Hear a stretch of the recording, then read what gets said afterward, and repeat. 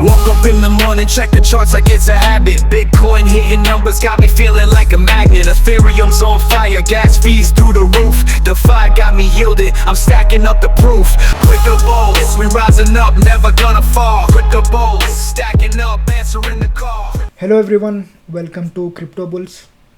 It's time for the crypto news. मैं हूं आपका होस्ट ऋषि श्रीवास्तव एंड चलिए शुरू करते हैं आज का क्रिप्टो न्यूज़। मैं आपके साथ शेयर करूंगा कुछ इंपॉर्टेंट न्यूज़ अपडेट्स, कौन से कॉइन्स हैं जिन पे आपको नज़र रखना है क्योंकि शायद अल्ट सीज़न शुरू होने वाला है। तो चलिए बात करते हैं। सबसे पहले इक्विटी मार्केट। जो इक्विटी मार्केट है वो अगर मैं यूएस स्टॉक्स की बात करता हूँ तो यूएस इंडाइसेस की बात करता हूँ तो वो फ्लैट से थोड़ा इन ग्रीन ट्रेड कर रहे हैं, लेकिन वहीं पे जो हमारा यूरोपियन मार्केट है वो थोड़ा बहुत डाउन है।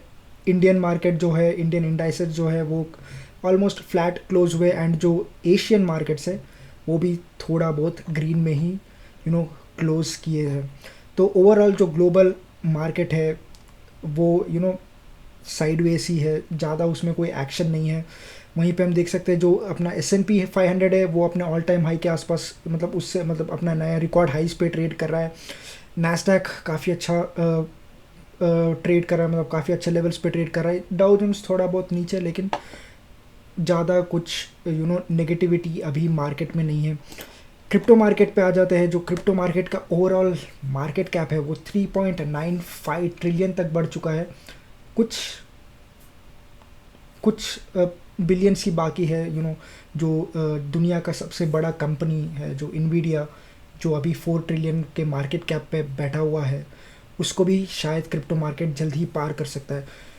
एंड अगर फियर एंड ग्रीड इंडेक्स देखते हैं तो ग्रीड है मार्केट में, हमको ये क्लियरली दिख रहा है। हमको क्लियरली मार्केट में बाइंग आते हुए दिख रहा है।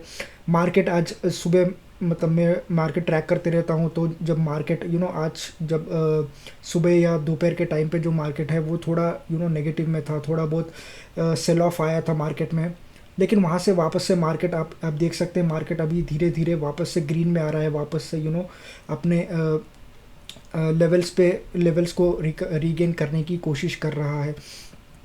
तो इससे हम बोल सकते हैं कि जो मार्केट में एक अच्छा खासा जो बाइंग है लोअर लेवल्स पे वो हो रहा है, लेकिन अगेन अपर लेवल्स पे आने एक बार पहुंच रहा है तो वहाँ पे फिर से थोड़ा बहुत प्रॉफिट बुकिंग हो रहा है, थोड़ा बहुत प्रॉफिट टेकिंग हो रहा है। जो लोग हैं जो भी जो नए जो शॉर्ट टर्म जो ट्रेडर्स है वो लोग सेल कर रहे हैं अपने एसेट्स को। इस वजह से हम देख सकते हैं कि थोड़ा बहुत ऊपरी लेवल से थोड़ा बहुत सेल ऑफ होते हुए। अगर हम बिटकॉइन की बात करते हैं वो $120,000 का जो लेवल था वो वहाँ के आसपास, ऑलमोस्ट उसके आसपास ही ट्रेड कर रहा है। इथीरियम 3800 से थोड़ा नीचे 3700 के आसपास कुछ ट्रेड कर रहा है अभी। क्या इथीरियम आज $4,000 का मार्क टच कर सकता है, ये देखने वाली बात है, क्योंकि इथीरियम में काफ़ी अच्छा मोमेंटम है, काफ़ी अच्छा स्टीम है, काफ़ी अच्छा मोमेंटम इथीरियम ने पकड़ा है पिछले कुछ दिनों से एंड काफ़ी अच्छा परफॉर्म कर रहा है। तो शायद हम इसको 24 घंटे में या 48 आवर्स के अंदर हम देख सकते हैं इथीरियम जो है अपना 4000 का जो लेवल है वो टच कर सकता है, या वो क्रॉस कर सकता है क्या। XRP के बारे में बात करते हैं तो XRP काफ़ी अच्छा परफॉर्म कर रहा है, काफ़ी अच्छा परफॉर्म कर रहा है पिछले काफ़ी दिनों से, जो अपने रिकॉर्ड हाई लेवल्स पे ट्रेड कर रहा है।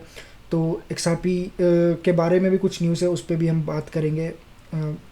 सोलाना ने वापस से 200 का जो लेवल है वो रीगेन किया है, $202 के आसपास कुछ अभी ट्रेड कर रहा है। तो पिछले एक दिन के अंदर या 24 घंटे के अंदर मैं बोलूँ तो जो सोलाना है वो काफ़ी अच्छा परफॉर्म कर रहा है। कार्डानो अभी भी स्ट्रगल कर रहा है। जिस तरह से हमने अदर कॉइन्स में, अदर आल्ट कॉइन्स में एक अच्छा खासा बाइंग देखा, वहीं पे ये कुछ कॉइन्स जैसे कार्डानो हो गया, ट्रॉन हो गया या फिर स्टेलर हो गया, ये कुछ कॉइन्स है जो कि टॉप क्रिप्टो करेंसीज है, लेकिन इनमें उतना ज़्यादा बाइंग नहीं आ रहा है। सुई काफ़ी दिनों के बाद एक हफ्ते पहले सुई काफ़ी अच्छा परफॉर्म कर रहा था, टॉप गेनर्स में था, वो टॉप 5 टॉप गेनर्स में था, लेकिन अभी सुई स्ट्रगल कर रहा है। वो हार्डली $4 का जो लेवल है उसी के आसपास घूम रहा है।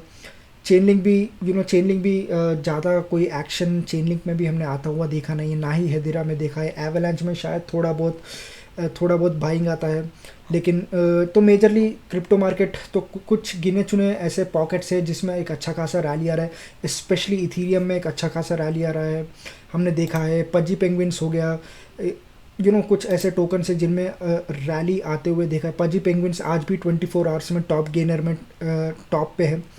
तो अगेन जो डॉग मीम कॉइन्स है वो भी थोड़ा बहुत अच्छा परफॉर्म कर रहे हैं, even in 24 hours and 7 days का चार्ट देखेंगे तब भी।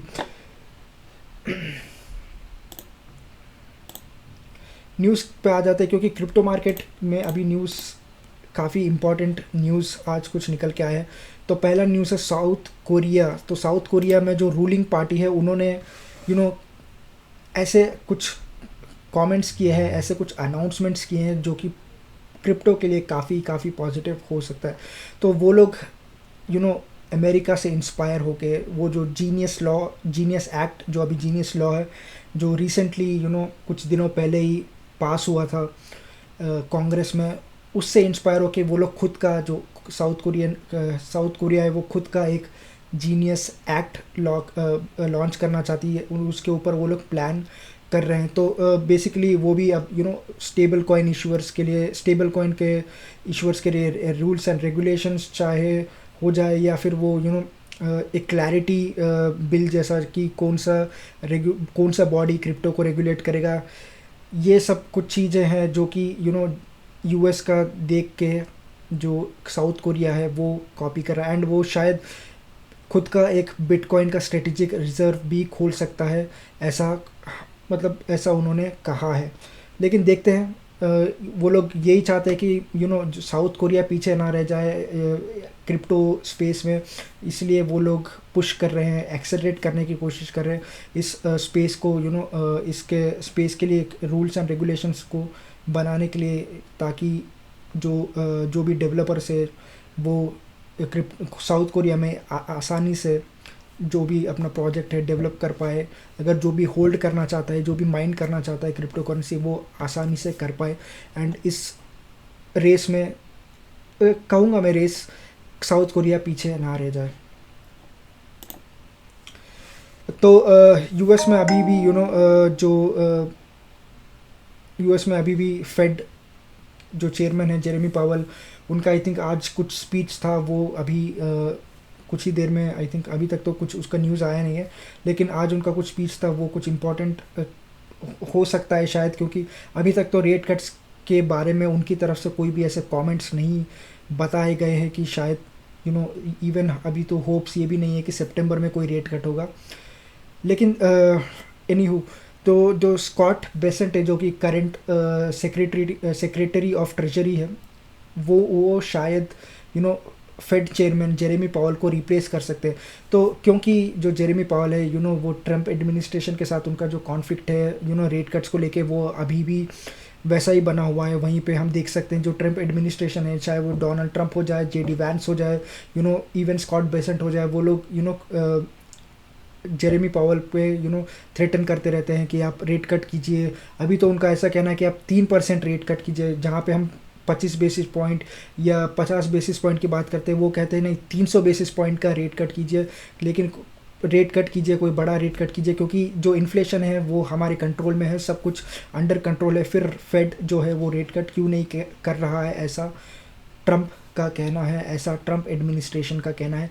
लेकिन जो जेरेमी पावल है वो डेटा को देख के उनका जो भी डिसीजन होता है वो डेटा बेस्ड, डेटा ड्रिवन होता है, तो इसलिए वो उनको इन्फ्लेशन कम होता हुआ दिख रहा है, लेकिन जो 2% का मार्क है वहाँ तक अभी इन्फ्लेशन जो है पहुँचा नहीं है, इस वजह से वो रेट कट नहीं कर रहे हैं।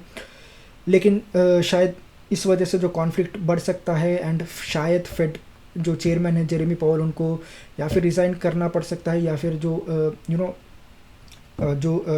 एडमिनिस्ट्रेशन है, ट्रंप एडमिनिस्ट्रेशन, वो शायद निकाल तो नहीं सकती है। लेकिन अगेन जैसा हमने देखा जो SEC के चेयर थे उनके साथ जैसा हुआ, शायद हम भी यहाँ पे सेम चीज़ होता हुआ देख सकते हैं। एंड अगर उनको निकाल दिया जाता है या फिर वो छोड़ के चले जाते हैं, तो शायद स्कॉट बेसेंट जो है वो एक नए फेड के चेयरमैन बन सकते हैं। एंड जो इनका स्टांस है वो काफ़ी प्रो क्रिप्टो है, ये हमको क्लियरली पता है।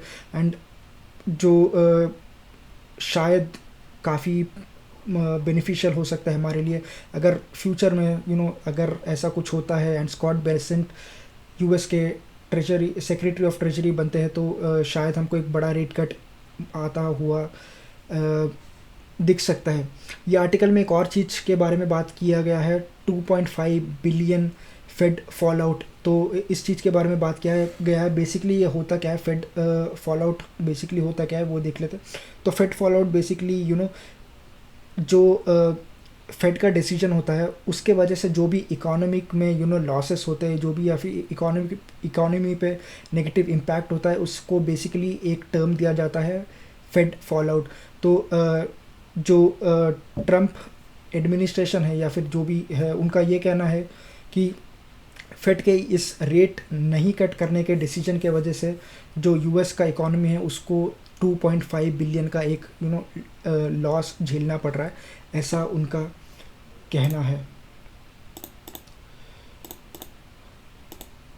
अगला आर्टिकल XRP के ऊपर, शायद ये एक रीज़न हो सकता है कि क्यों XRP इतना भाग रहा है। तो XRP पे XRP बेसिकली एक डिजिटल लेजर है ब्लॉकचेन पे, तो वहाँ पे जो भी ट्रांजैक्शंस होते हैं वो सब उस पर नोट होते हैं। तो XRP पे एक DeFi के स्पेस में भी XRP एक काफ़ी मेजर टोकन रहा है। एंड उस पर अभी जो XRP है वो उस पर रियल वर्ल्ड एसेट्स के टोकनाइजेशंस भी काफ़ी बड़े हुए हैं। हमने काफ़ी पार्टनरशिप्स होते हुए देखा है। XRP का दुबई में पार्टनरशिप होते हुए देखा है।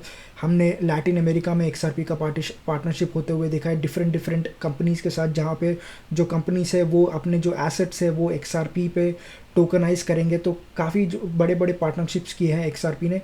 एंड इस वजह से जो इस साल में जनवरी से लेकर जुलाई तक XRP के ऊपर जो डिजिटल लेजर है, XRP का जो लेजर है उसके ऊपर जो RWA एसेट्स जो कि रियल वर्ल्ड एसेट्स है उसका जो टोकनाइजेशन वैल्यू है वो 2260% बढ़ा है। मतलब 2000 गुना से भी ज़्यादा जो है ये जो टोकनाइज्ड रियल वर्ल्ड एसेट्स है उसका जो वैल्यू है वो बढ़ा है। तो इसका ये मतलब होता है, अगर मैं नंबर टर्म्स में बोलूँ, मॉनेटरी टर्म्स में बोलूँ, तो 5 मिलियन से 118 मिलियन तक जो है जो रियल वर्ल्ड टोकनाइजेशन हुआ है वो XRP पे। तो अभी करेंटली $120 मिलियन के आसपास कुछ आप कह सकते हैं कि real world assets XRP ledger पे टोकनाइज्ड किए गए हैं। तो XRP ये भी एक रीज़न हो सकता है कि क्यों XRP में इतना अच्छा खासा एक रैली आ रहा है। एंड XRP एक काफ़ी अच्छा टोकन भी है वैसे, एक उसका यूटिलिटी भी है, cross border transactions, lower fees and fast, काफ़ी सारे चीज़ है, काफ़ी सारे बेनिफिट्स है XRP का। एंड अगला न्यूज़ हमारे कंट्री इंडिया की तरफ से, तो फाइनली शायद इंडिया अपना खुद का एक जीनियस एक्ट या मैं कहूँ कॉइन्स एक्ट, जिसका फुल फॉर्म है crypto systems oversight innovation and strategy. तो शायद ये यूएस से थोड़ा बहुत कॉपी करने की कोशिश कर रहा है, जहाँ पे वो लोग ऐसा वियर्ड टर्म्स जैसे जीनियस एक्ट, क्लैरिटी एक्ट बनाने की कोशिश करते हैं। आई थिंक सिमिलरली जो इंडिया है वो भी इसी चीज़ को कॉपी करने की कोशिश कर रहा है। तो बट जो भी है हमारे बेनिफिट के लिए ही है। तो फाइनली शायद हम इंडिया में भी एक एक्ट आता हुआ देख सकते हैं, एक लॉ बनता हुआ देख सकते हैं, एक रेगुलेशंस की रूल्स एंड रेगुलेशंस डेवलप करने की तरफ इंडिया का जो गवर्नमेंट है वो स्टेप्स ले रही है, ऐसा हमको दिख रहा है।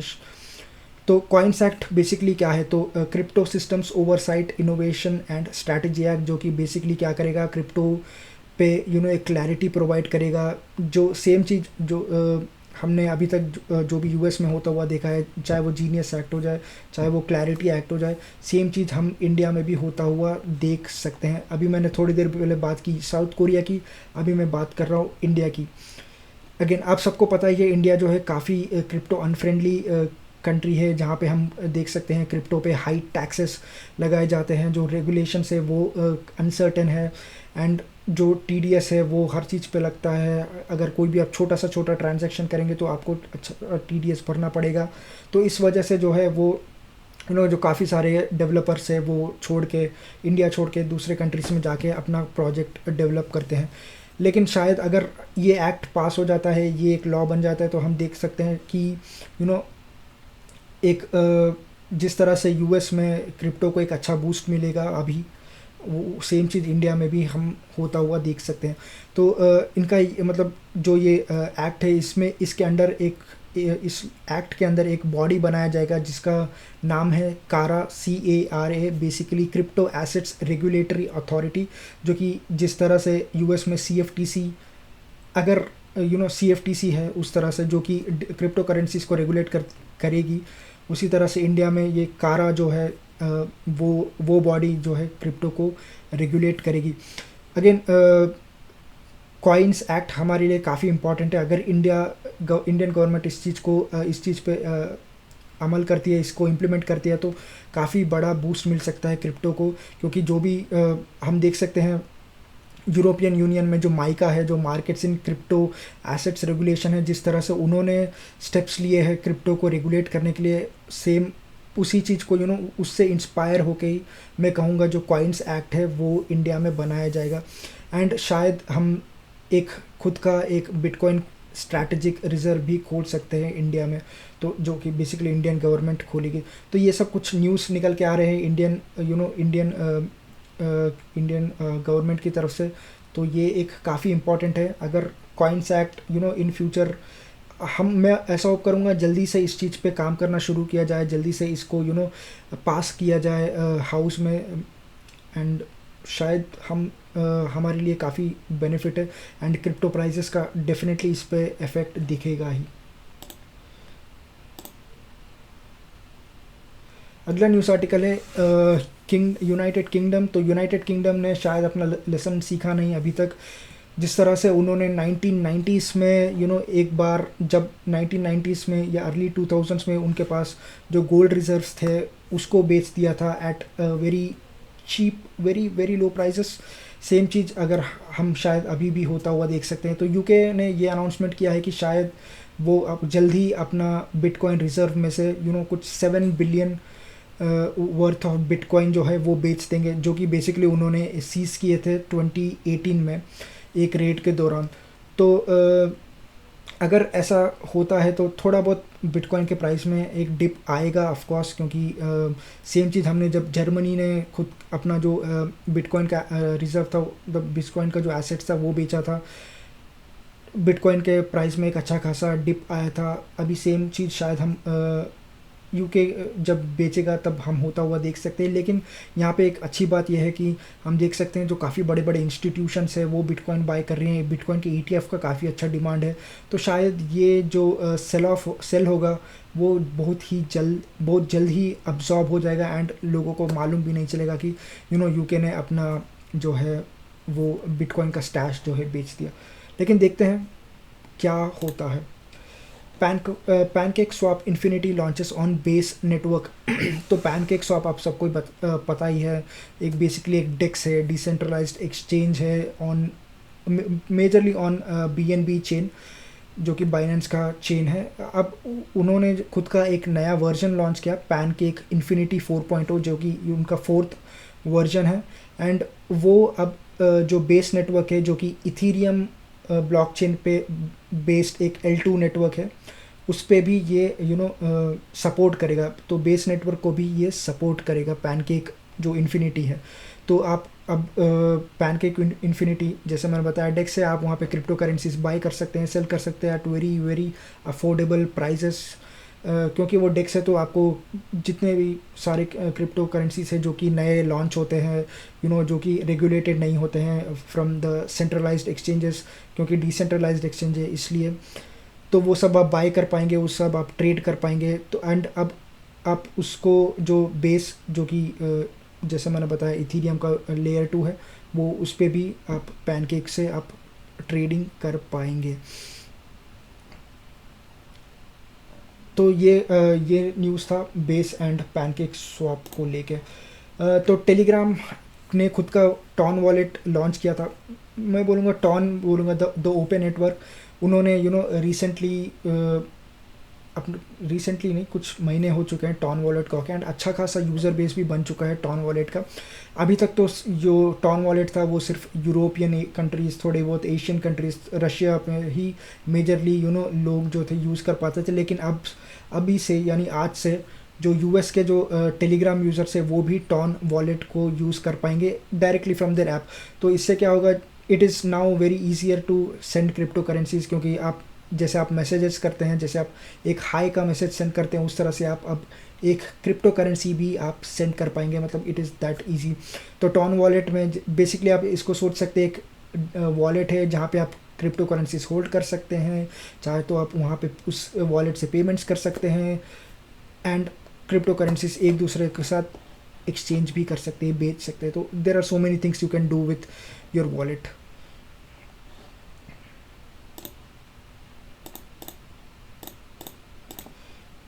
अगला शार्प लिंक के ऊपर न्यूज़, इथेरियम वापस से उन्होंने बाय किया है। ऑलमोस्ट 260 मिलियन यूएस डॉलर्स का इथेरियम है, उन्होंने इस बार बाय किया है। तो जैसे मैंने कहा, इथेरियम में काफ़ी एक अच्छा बाइंग आ रहा है, ईटीएफ्स में पैसे आ रहे हैं, इंस्टीट्यूशंस जो है बाय कर रहे हैं। तो काफ़ी बड़े बड़े इंस्टीट्यूशंस, मैं आज ही पढ़ रहा था एक नया इंस्टीट्यूशन या नया कंपनी जो कि ईथर गेमर समथिंग ऐसा कुछ नाम है उनका, वो लोग भी अब खुद का एक इथेरियम का रिज़र्व लगाने वाले, जहाँ पे वो लोग इथेरियम होल्ड करेंगे। स्ट्रैटेजी की तरफ से एक न्यूज़ आया, तो फाइनल स्ट्रैटेजी ने भी कुछ बिटकॉइन ख़रीदा है, क्योंकि जैसे माइकल सेलर ने कहा, वो जब तक उनके पास पैसा है वो बिटकॉइन खरीदते जाएंगे, वो बेचेंगे नहीं, ऐसा बेसिकली उन्होंने कहा। तो स्ट्रैटेजी ने अभी स्ट्रैटेजी का नया न्यूज़ ये है कि उन्होंने, आई थिंक ये न्यूज़ मैंने पहले भी कवर किया है, ये उसका डेवलपमेंट है आई थिंक। तो फाइनली जो मैंने लास्ट टाइम बात किया था कि वो लोग जो खुद का एक प्रिफर्ड स्टॉक लॉन्च करने वाले हैं, स्ट्रैटेजी खुद का एक प्रिफर्ड स्टॉक लॉन्च करने वाले हैं, एंड वो फाइनली शायद उन्होंने लॉन्च कर दिया है। तो वो स्टॉक का बेसिकली नाम है variable rate series A perpetual stretch preferred stock, या फिर शॉर्ट में टिकर नेम जो उसका होगा STRC। तो माइक्रो स्ट्रैटेजी या स्ट्रैटेजी जो भी है, उन्होंने ये लॉन्च किया है, ये प्रिफर्ड स्टॉक ऑप्शन, जहाँ पे वो लोग इसका IPO लेके आएंगे, इस स्टॉक का STRC जो स्टॉक है उसका IPO लेके आएंगे, और ऑलमोस्ट 500 मिलियन US डॉलर्स ऐसा कुछ वो लोग उठाएंगे, प्राइमरीली टू बाय बिटकॉइन।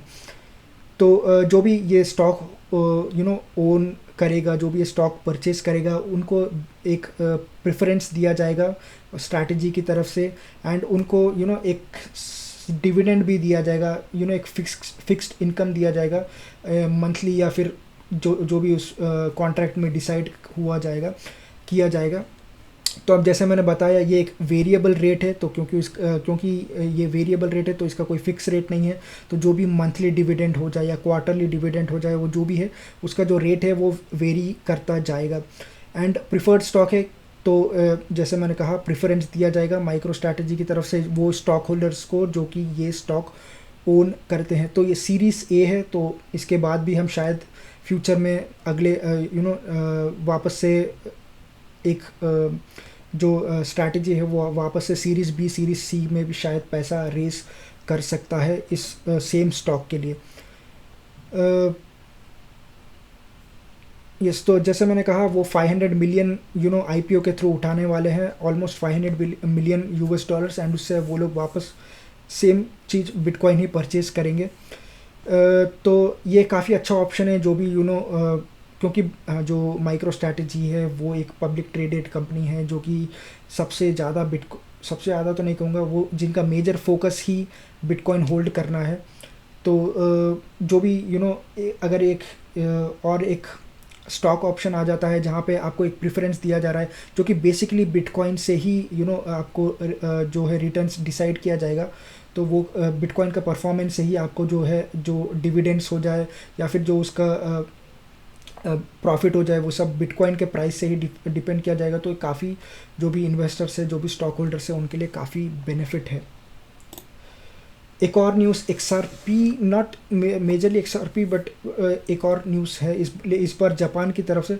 तो जापान का एक क्रेडिट कार्ड प्रोवाइडर है, क्रेडिट कार्ड प्रोवाइडर A+, तो उन्होंने ये कहा है कि जो भी A+ क्रेडिट कार्ड होल्ड करते हैं तो उनको एज अ रॉयल्टी प्रोग्राम में उनको अपने जितना वो लोग स्पेंड करेंगे मंथली क्रेडिट कार्ड स्पेंडिंग पे, उनको एक A+ पॉइंट्स दिया जाएगा जिसको वो लोग क्रिप्टो करेंसीज में कन्वर्ट कर सकते हैं। Bitcoin, XRP, Ethereum, Solana, there are so many crypto currencies जो जिनको बेसिकली उस क्रिप्टो करेंसी में वो लोग जो उनके रिवॉर्ड्स है वो कन्वर्ट कर पाएंगे। तो जापान ये नए नए इनोवेशंस कर रहा है क्रिप्टो करेंसी को लेके, हम इससे काफ़ी कुछ सीख सकते हैं। तो जो मेजर जो प्रोवाइडर्स है, क्रेडिट कार्ड प्रोवाइडर्स, चाहे वो इंडिया में रुपे हो जाए, वीज़ा, मास्टर कार्ड जो कि ग्लोबल क्रेडिट कार्ड प्रोवाइडर्स है, उन लोग के पास एक अच्छा अपॉर्चुनिटी है इस स्पेस को टैप करने के लिए, क्योंकि काफ़ी सारे जो लोग हैं अभी क्रिप्टो में एंटर करने वाले हैं, वो चाहते हैं कि क्रिप्टो में एंटर करें, लेकिन उनको डर लगा रहता है क्योंकि उनको समझ में नहीं आता है इस वजह से। तो अगर ऐसे बड़े बड़े कंपनीज अगर ये ऑप्शन प्रोवाइड करे तो काफ़ी लोगों को एक ट्रस्ट धीरे धीरे बैठेगा इस स्पेस में। तो ये काफ़ी इम्पोर्टेंट है। एंड क्रिप्टो करेंसी तो अच्छा परफॉर्म कर रहा है। अभी बात कर लेते हैं थोड़ा बहुत मार्केट, क्या मतलब मार्केट से हम लोग क्या एक्सपेक्ट कर सकते हैं।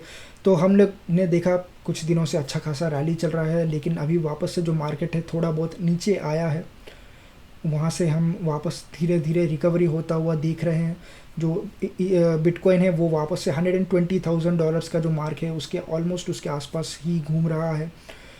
मैं बोलूँगा थोड़ा बहुत सेल ऑफ है, क्योंकि जैसे मैंने कहा थोड़े बहुत जो ट्रेडर्स है, जो शॉर्ट टर्म ट्रेडर्स है, वो अपना प्रॉफिट बुक करते रहते हैं। एंड मैं जो चार्ट्स है, जो टेक्निकल चार्ट्स है, जो न्यूज़ है, जो फैक्टर्स है, माइक्रो इकोनॉमिक या crypto factors, macro economic factors, सब कुछ यही सिग्नल कर रहे हैं कि एक बहुत बड़ा रैली आ सकता है। एंड जो बिटकॉइन का डोमिनेंस है वो भी पहले से काफ़ी गिर रहा है। एंड हमने देखा है मार्केट कैप जो है वो कंटिन्यूसली बढ़ते जा रहा है।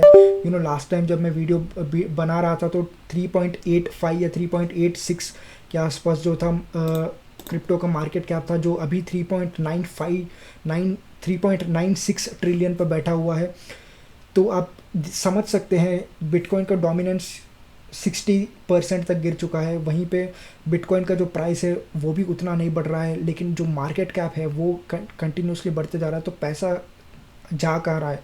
तो एक क्लियर सिग्नल है कि जो पैसा है वो आल्ट कॉइन्स में जा रहा है, इथीरियम में जा रहा है, सोलाना में जा रहा है। तो आल्ट कॉइन्स पे फोकस कीजिए। बिटकॉइन थोड़ा बहुत बढ़ सकता है, ऐसा नहीं है कि वो कम्प्लीटली स्टॉप हो कंसोलिडेट करेगा या क्रैश हो जाएगा। बिटकॉइन भी बढ़ेगा, लेकिन जो आल्ट कॉइन्स जिस तरह से रैली दे सकते हैं वो एक देखने वाली चीज़ होगी, जिसके लिए हम काफ़ी टाइम से वेट कर रहे हैं। Again nothing on in this video is a financial advice.